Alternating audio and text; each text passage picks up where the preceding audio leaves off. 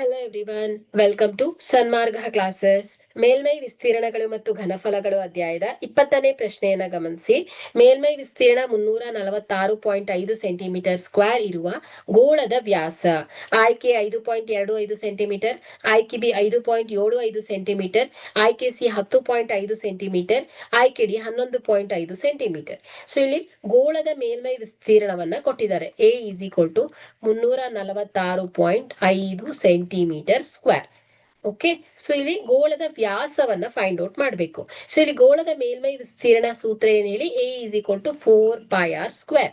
Okay, so ಗೋಳದ ಮೇಲ್ಮೈ ವಿಸ್ತೀರ್ಣ 346.5 ಅಲ್ವಾ.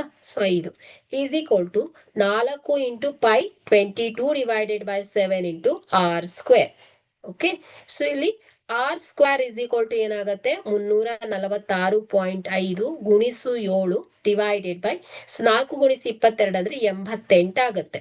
Okay, so r square is equal to 346.5 ಗುಣಿಸು 7 ಮಾಡಿದ್ರೆ 2425.5 ಬರುತ್ತೆ ಡಿವೈಡೆಡ್ ಬೈ 88.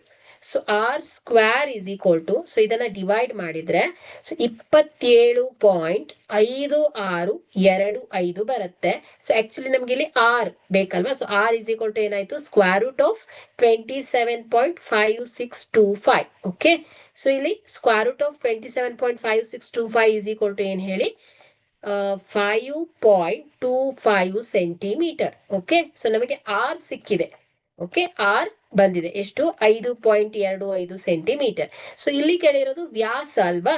ಸೊ ಹಾಗಾದ್ರೆ ವ್ಯಾಸ ಅಂದ್ರೆ ಏನ್ ಹೇಳಿ, ತ್ರಿಜ್ಯದ 2 ಪಟ್ಟಿರುತ್ತೆ. ಹಾಗಾದ್ರೆ ಡಿ ಈಸ್ ಈಕ್ವಲ್ ಟು 2 ಗುಣಿಸು 5.25 centimetre. So D is equal to 10.5 centimetre ಆಗುತ್ತೆ. ಓಕೆ, ಹಾಗಾದ್ರೆ ಇಲ್ಲಿ ಮೇಲ್ಮೈ ವಿಸ್ತೀರ್ಣ 346.5 ಸೆಂಟಿಮೀಟರ್ ಸ್ಕ್ವೇರ್ ಇರುವಂತಹ ಗೋಳದ ವ್ಯಾಸ ಏನಾಗುತ್ತೆ, 10.5 ಸೆಂಟಿಮೀಟರ್ ಆಗಿದೆ. ಹಾಗಾದ್ರೆ ಕೊಟ್ಟಿರುವಂತಹ ಆಯ್ಕೆಯಲ್ಲಿ ಸಿ ಆಯ್ಕೆ ಸರಿಯಾಗತ್ತೆ. Okay, thank you.